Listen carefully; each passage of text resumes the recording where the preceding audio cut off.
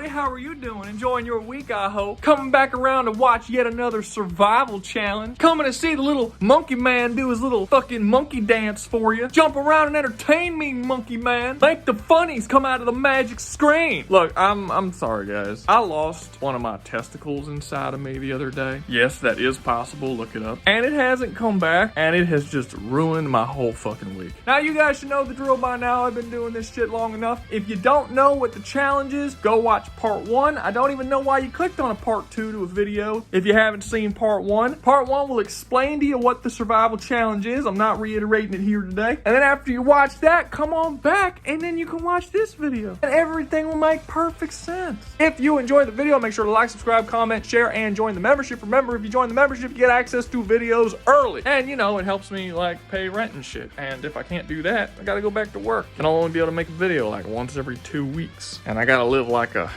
normal person. In all honesty, I don't even know why I'm really making this video right now. If you've been living under a rock and not really paying attention to any of the Helldivers news, people are really not digging Helldivers 2 right now. So I don't even know if anyone's gonna actually watch this video. But they watched the last one, so you know, man's gotta eat. But that's enough wasting your time. Let's get started. First up on the chopping block, we have Colonel Radek from Killzone 2. Now, you might be wondering why I chose Colonel Radek and not like one of the main characters of the game. And because he's fucking cooler than they are. Is that not obvious? I feel like that was obvious. So Colonel Radek is considered the greatest tactician that the Helghast has ever had, as well as one of its greatest warriors. He's the guy that the Helghast leaders call when they need shit done, and they need it done efficiently. And if you're wondering who the Helghast are, they're basically space Nazis. I know that doesn't sound that descriptive because, like, every evil space empire can be called space Nazis, but no. These are space Nazis. They are to a T space Nazis. All the way down to, like, their insanely awesome fashion sense. The Empire in Star Wars wishes it was Nazis as much as the Helghast are Nazis. I mean, shit, real world Nazis wish that they were Nazis as much as the Helghast are Nazis. Anyway, Space Nazi Colonel Radek is actually a pretty,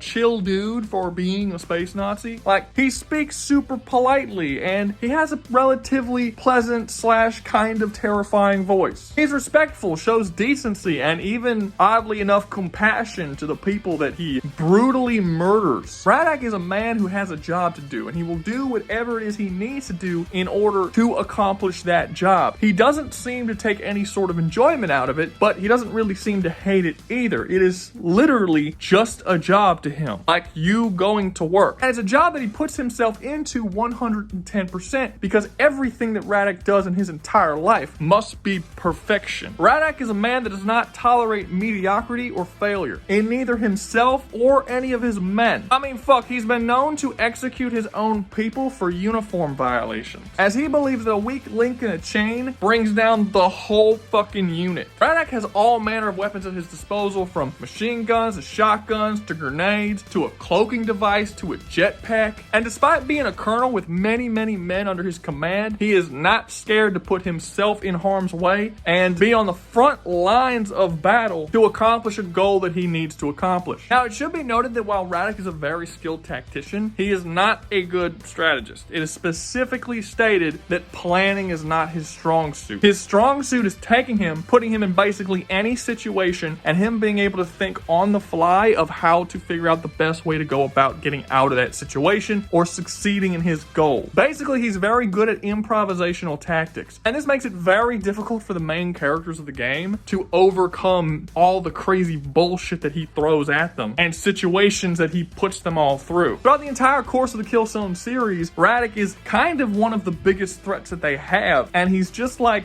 a dude. And this is due to inhuman levels of focus and willpower, his brilliant tactical mind, and his experience and skill in warfare. So is that going to help him accomplish his mission as a Helldiver? Let's fucking find out. So there's 2 major strengths that are really going to help him out when it comes to being on the automaton world. One, the obvious one, he has a fucking cloaking device. I don't know if you were aware of this, but it's really hard to shoot something that you can't fucking see. Like, do me a favor real quick and pull out your gun, right? Now point it at something across the room.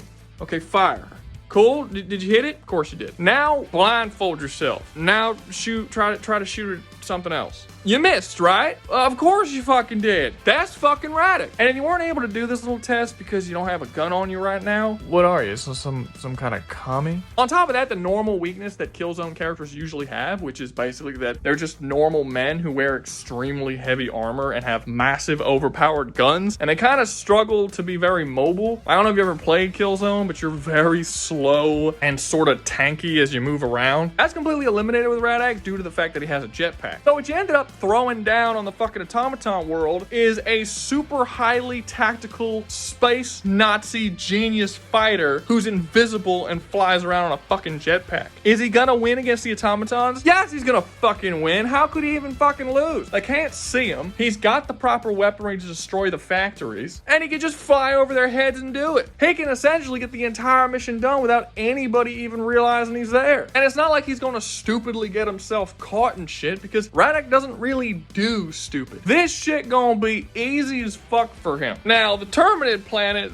is a little different. Now, this is something I actually completely forgot about when making part 1 of this series, but I was reminded in the comment section. The Terminids don't have eyes. They don't see things. They actually smell them. That's why in Helldivers 2, you're capable of sneaking up on automatons, but you can't sneak up on Terminids. That's actually programmed into the game. If you come anywhere near them, even from behind, they instantly turn around and start attacking you. So Radek's cloaking device is going to be completely fucking worthless on this planet. And I really hope the Helldivers who sent him to this world let him know that, because he's gonna be really fucked if he just like strolls on into a fucking Terminid base with his cloaking device thinking no one could see him, and then all the Terminids just sort of look at him and be like, the fuck's he doing? Does he think we can't see him? Because we could totally see him. And then they just like gang up and fucking murder rape him. But if the Helldivers are nice enough to let him know, hey, your cloaking device ain't gonna do shit here, then he'll have to get over the issue of how exactly he's gonna go into a Terminid base that has literally hundreds of these little motherfuckers in there without getting completely sliced apart and murdered, basically. So then the question becomes, will he actually be able to do it? I don't think so. Like, his skill in combat and tactical nature can only go so far. And his jetpack isn't permanent. It has a limit. He can use it to boost and glide along the air a little bit, but eventually he's gonna have to drop down. And when he does, he's gonna be surrounded by literally hundreds of these motherfuckers. And it's not like there aren't Terminids that can fly, and there aren't Terminids that can shoot these giant acid blobs at him. I mean, he's gonna have a lot of shit to deal with. And Radek has never been shown fighting against this amount of enemies before. And these enemies are going to be significantly bigger, far more durable than he is. And it's going to be just a constant barrage of fucking superpowered aliens. Like, Radek's never had to deal with that. He's a regular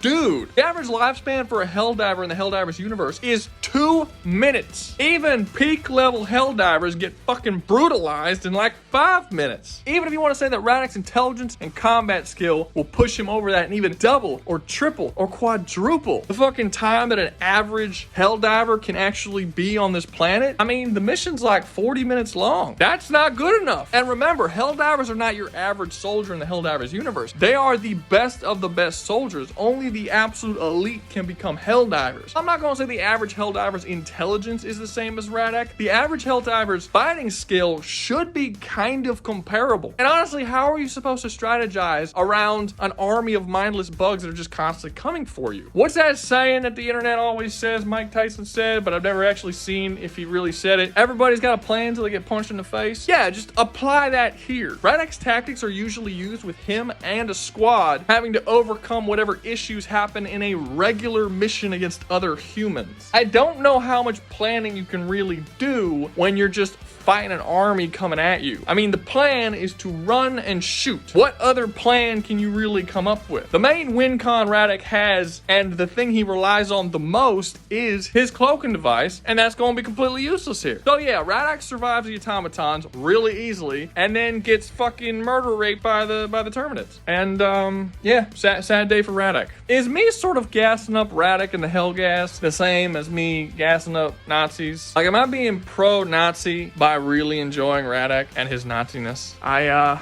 don't know. Next up on the list, we have Optimus Prime from the Transformers series, the movies, nothing else. I'm not dealing with all y'all's Optimus Prime is 28-dimensional bullshit. I'm not doing it. So before you guys are like, what are you doing pulling from the terrible movies or awful and garbage and a long time ago, long before you guys were born, there was actually a really good Transformers movie. And for those of you who were born, you remember sitting in that theater and watching the first Transformers movie and being blown the fuck away when they had like real cars blowing up and getting thrown around, and the fucking transformations from the cars into the Transformers was like really fucking cool looking. You're like, how the hell did they do this with CG? That shit looks real. And then that info hit the web where it was like for every little piece on the Transformer to move during the transformation, it took like 72 hours of editing time to actually render that CG piece moving. And there were like thousands of little pieces and all the, like, it was so fucking cool. What the fuck happened, Mike? What did you do? Man, talk about blowing a fucking opportunity. The Transformers films could have been the Marvel Universe before the Marvel Universe even existed. Do you know how badly films need a solid Michael Bay movie right now? Just a movie that has gorgeous fucking women, giant, awesome practical explosions, and just amazing set pieces. Do you know how many dudes would cut their balls off to see a movie like that today? I mean, we are flocking to the fucking theater just to get an average Godzilla movie nowadays. We need this shit, Michael. Come back. You know, but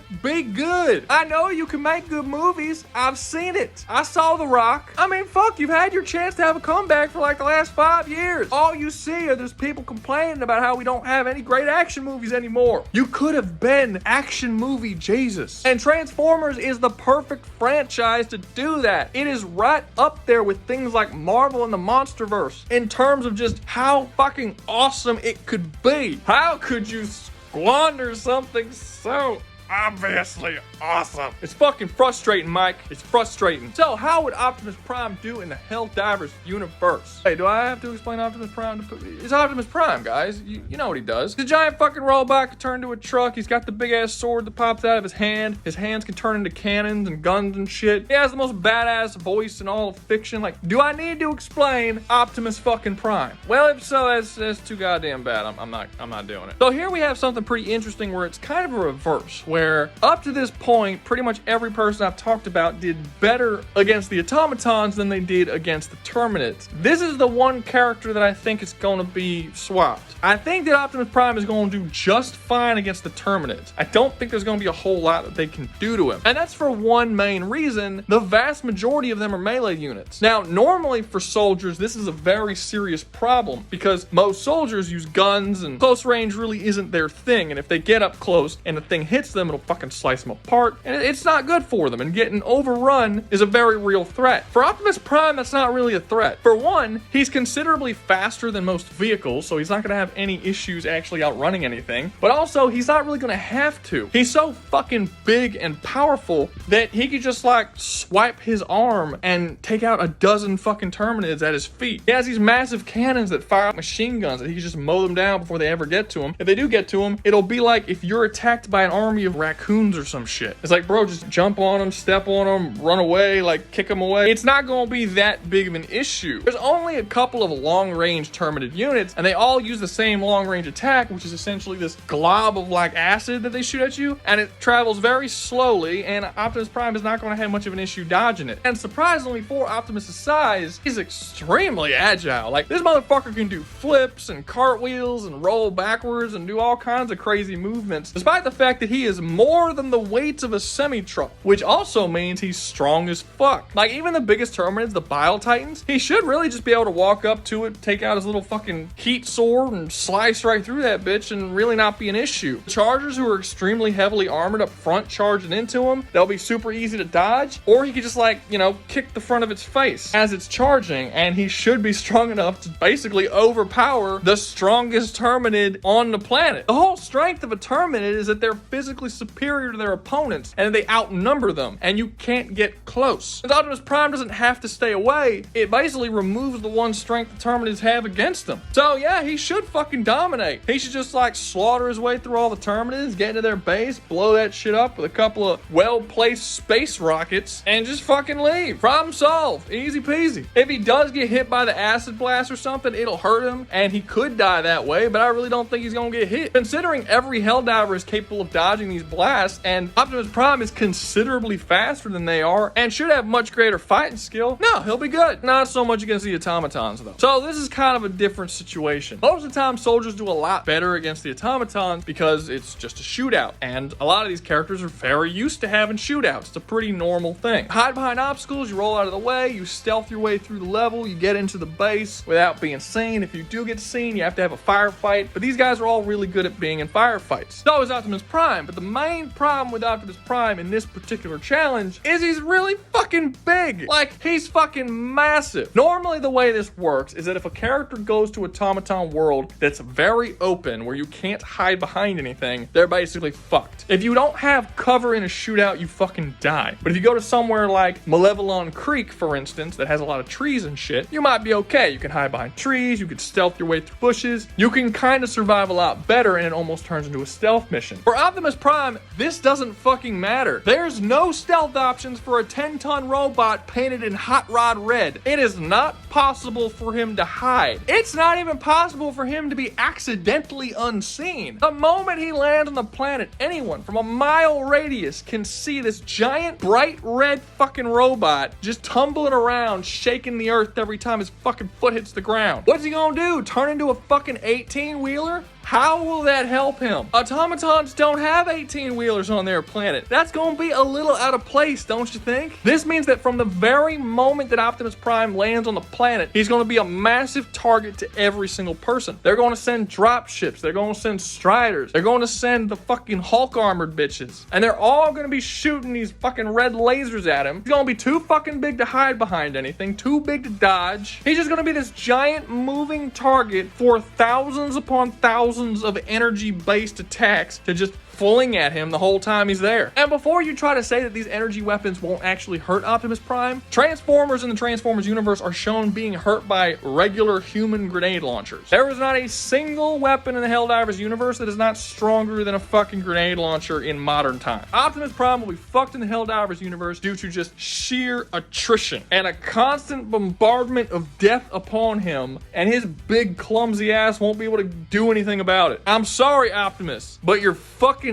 dead. Next up, we have Major William Cage from All You Need Is Kill. Oh, wait, no, I'm sorry. That awesome name is the name of the manga. The fucking movie decided to change it to Edge of Tomorrow for some fucking reason. Who in their right mind thought that that was a better title? The title was so bad that they tried to change it after the movie had released in theaters to Live, Die, Repeat, which is also a bad title. Just call it All You Need Is Kill. That's a fucking cool title. Who the fuck looked at that title and thought that that was the worst of those three options? I kind of hope the person who made that decision dies of cancer. Like, I don't want anyone to go out and murder this person. You know, that's not cool. You know, allow him to die of natural causes. But if an individual can give him those natural causes, like cancer, then that's fine. You can give him cancer. People keep telling me about this line I'm not supposed to cross. And if I do, I'm supposed to get, like, canceled or some shit. I keep looking for it, but I just can't find it. So what exactly can Major William Cage do? Well, he has this, like, not a mech suit. I wouldn't call this, what is this thing? It's not a mech suit. It's like an exosuit. It's like a fucking frame that he wears that gives him super strength, and it has guns on it, and I'm gonna call it an exosuit. Anyway, he has his exosuit, and it's got two big ass fucking machine guns on it that basically seem to have damn near limitless ammo, because he virtually never fucking runs out. I think once or twice in the whole movie is he actually shown running out of ammo. And he was trained to fight by Rita Vertasky, the Full Metal Bitch. I'm not calling her that. That's her actual nickname in the movie. Who is considered the greatest soldier that humanity has, and he arguably surpasses her by the end of the movie. So very fucking skilled. He has machine guns and he has explosives, and that's it. That's all. It's just him in an exosuit with big guns. That's like his whole thing. Other than that, he's just like a dude. So how will he do in Helldivers? He's gonna die fucking immediately on either planet. Doesn't matter. First dude comes up, boom, dead. He's got no chance at all against anyone across the whole planet at any point in time. But for William Cage, death is completely irrelevant. So in case anyone hasn't seen the amazingly good, yet horribly titled film Edge of Tomorrow, William Cage has like Groundhog Day powers. Basically, if he dies, he comes back to life, back in time, the day before he died, and gets to just relive it again. And he can keep doing that forever, with no real limit. He got this power from the Mimics, and the Mimics are like an alien race in the movie that have the power to control time, and he kind of steals their time powers. And you can say, oh, well, he lost it by the end of the movie. No, he didn't. Actually, at the end of the movie, he gets the powers again. Now, it's not confirmed whether or not he still has them after he reclaims them for the second time, but he uses it after he kills the Mimics and shit, so apparently he still has it. And they're gonna have a sequel, so it's likely that he's gonna fucking still have it. So yeah, he's got time powers. So it really doesn't matter how poorly he does. He can get killed by the first dude, and then when he goes back the second time, he can get killed by the second dude, and then he can come back the third time, get killed by the third dude, and he can just keep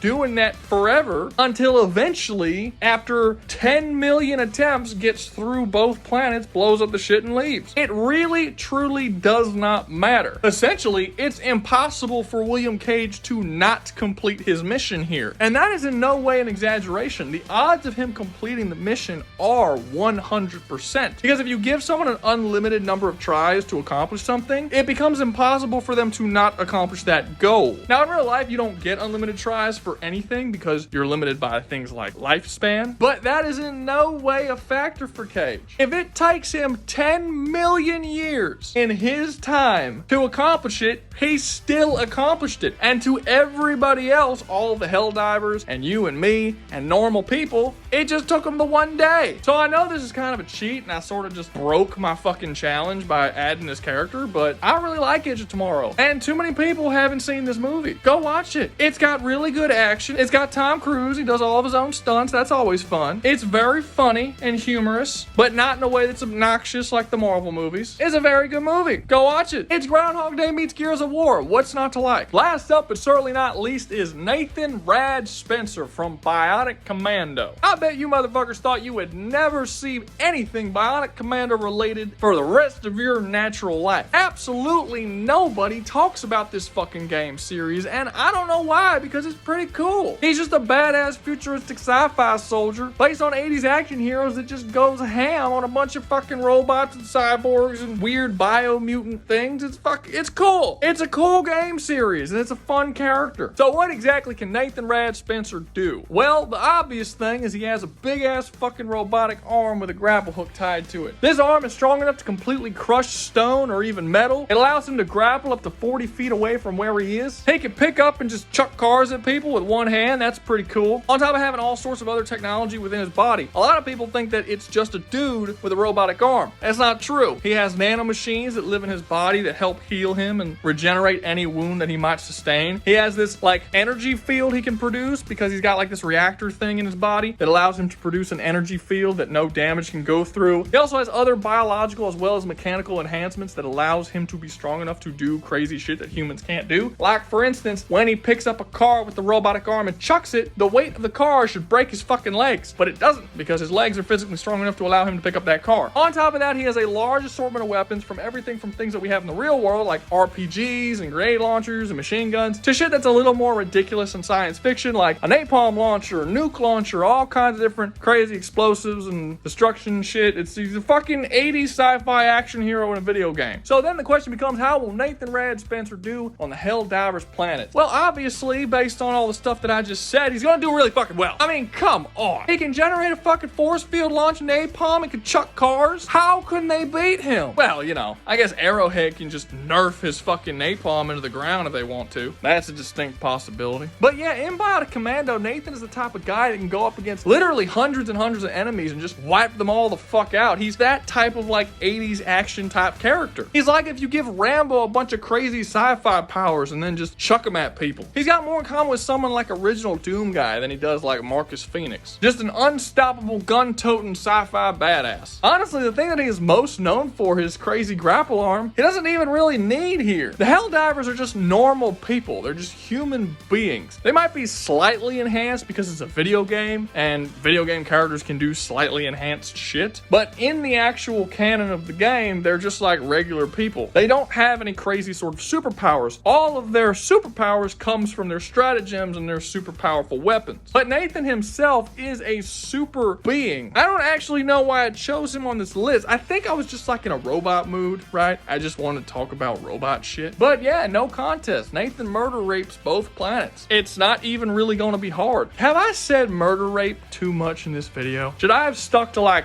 2 murder rape uses? I feel like there might need to be a limit on the amount of times a person says murder rape in a video. But that's going to be all for me. Hope you enjoyed the video. If you did, make sure to like, subscribe, comment, share, and join the membership. If you join the membership, you get videos early. And always remember, y'all stay safe out there, you hear?